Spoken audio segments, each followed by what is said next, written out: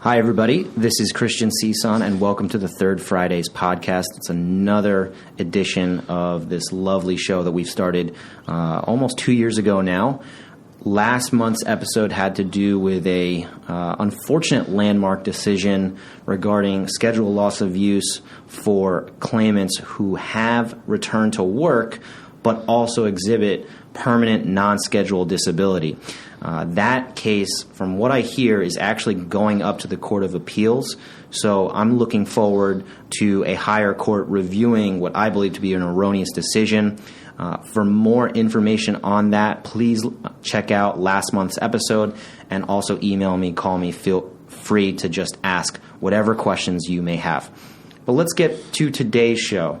Today's show is going to talk about a little more statutory and regulatory decision-making from the Administrative New York Board, not really about what the Third Department has done, but what we want the Third Department to do in several cases. And this is going across the board with self-insureds and carriers across the entire state.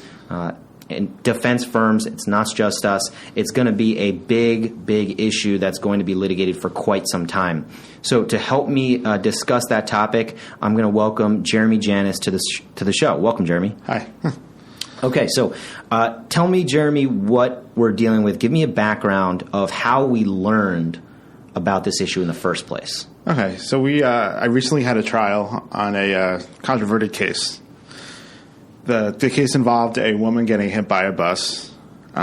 We went to trial. The issue was a gray area, so we needed to prove that there was no special hazard inherent to the claimant.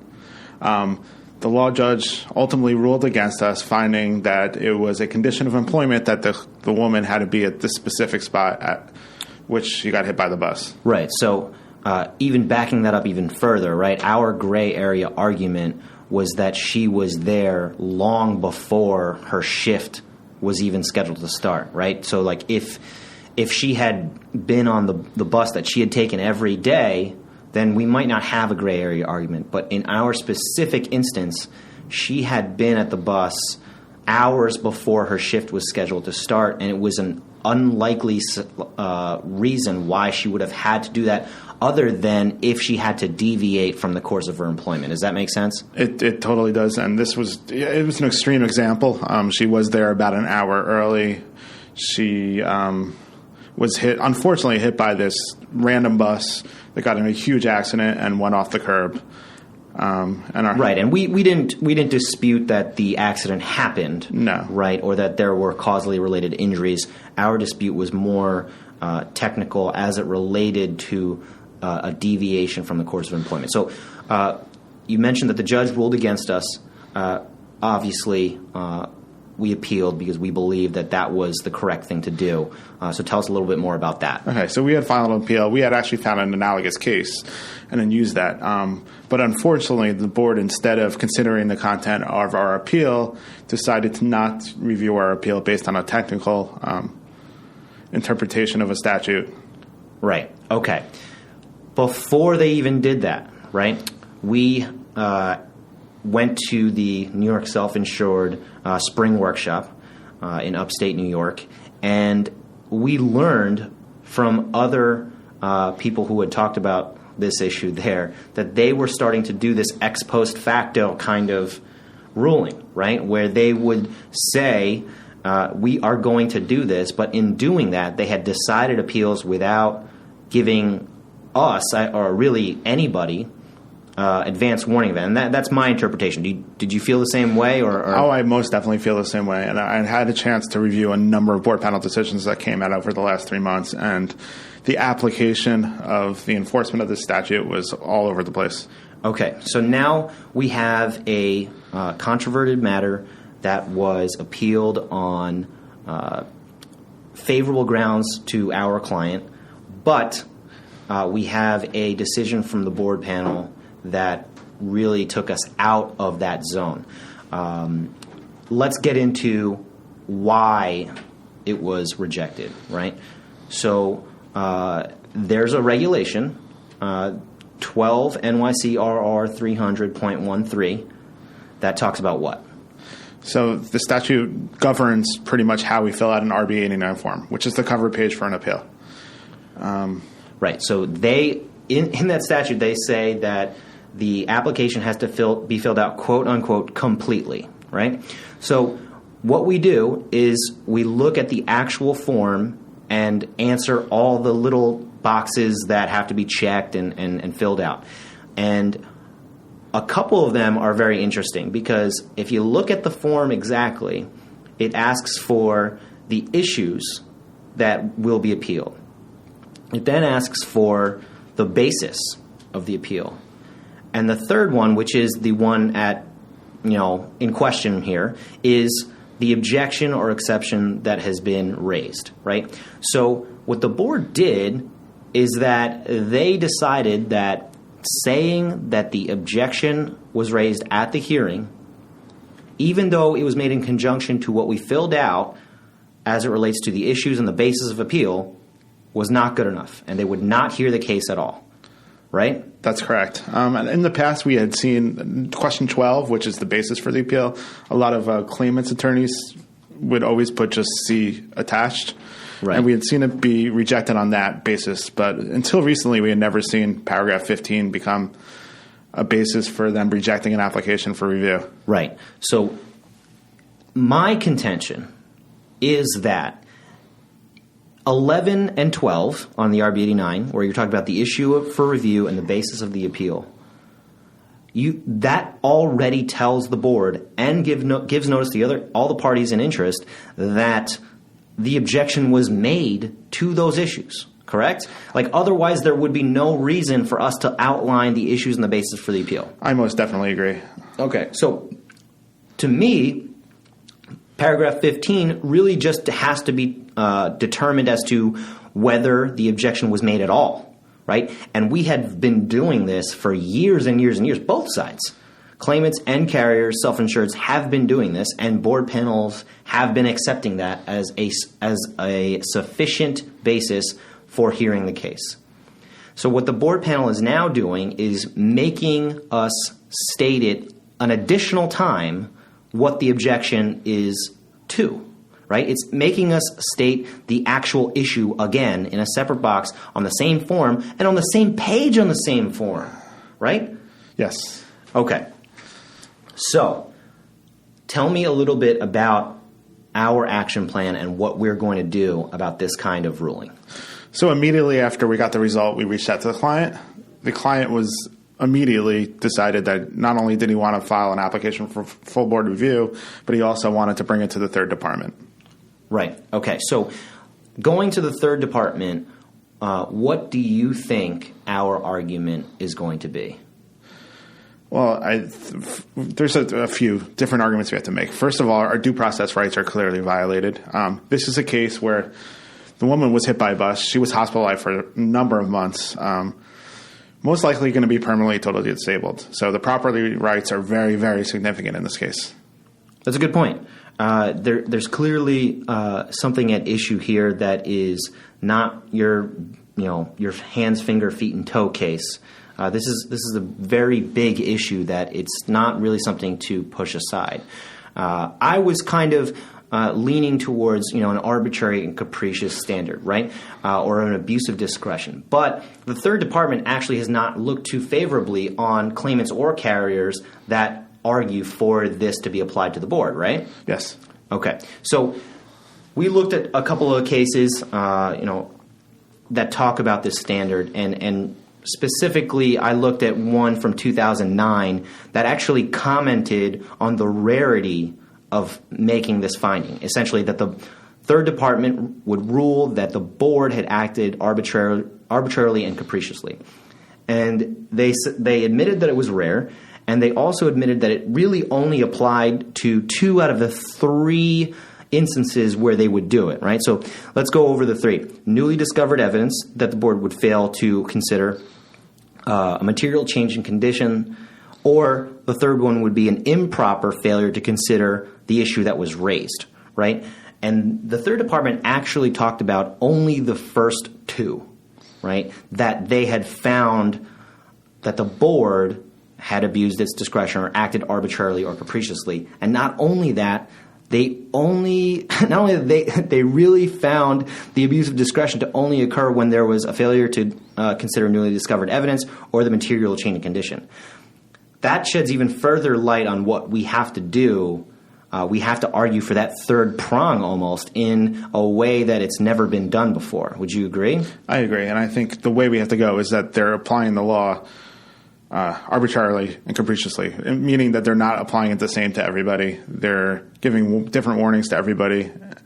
That's actually a good explanation, right? Because if we go back to that appellate division decision that has commented on the rarity of this application, they cited 3 decisions from 1981, 1957, and 1950, which kind of gives an indication of what you'd have to prove. Like, it has to be a really, really strong consideration. And, we make that clear any time that, client wants to go to the third department, right? We're facing an uphill battle already because the board has a broad discretion to, promulgate rules and regulations and then apply them in a way that they see fit as long as there's substantial evidence to support it.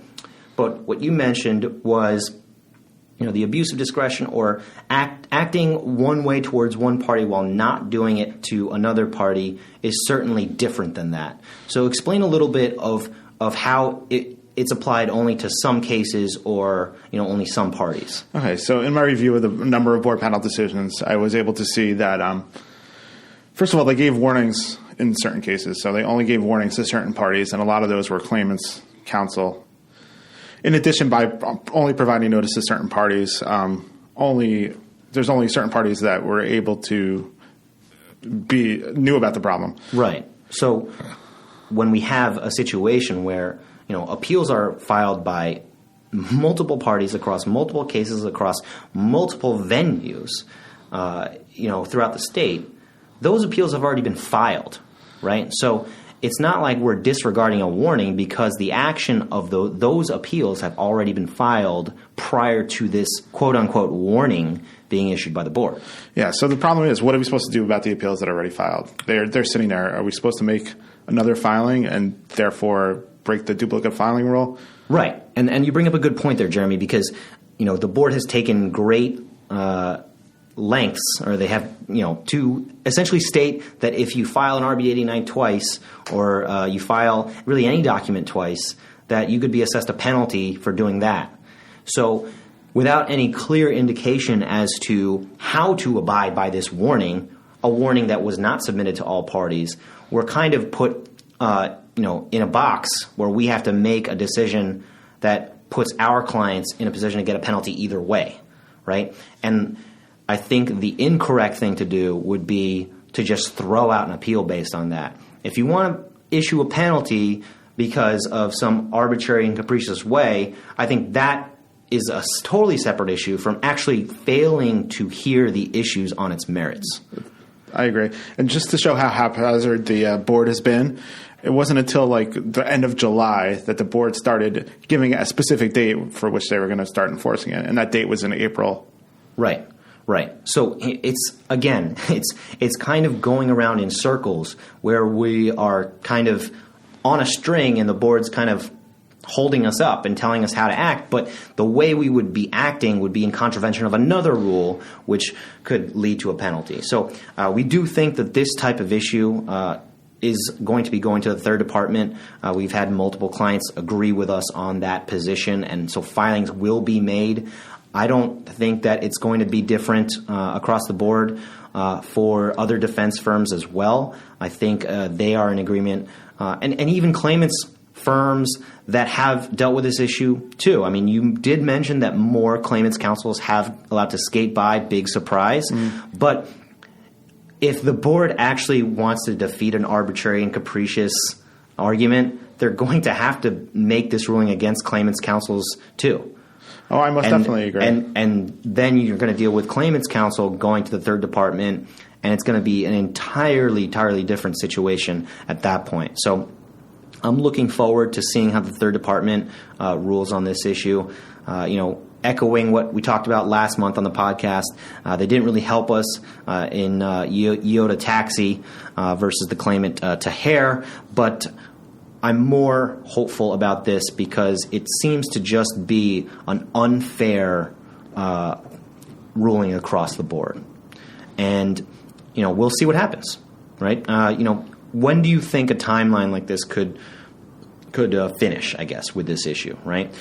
In that particular case, when are we filing the appeal? I think it's this month, correct? The notice of appeal is this month. The notice of appeal is going out this month, so we still have a good 9 months before we even issue it. So it's going to be sometime next year where we get a decision from the third department. Right, or sometime next year, towards the end of the year, yes, probably, where they're going to hear the issue and really discuss it. I imagine they're going to have a litany of other cases talking about the same issue, so that board panel decision that we had is probably similar to a board panel decision that's probably on your desk as well.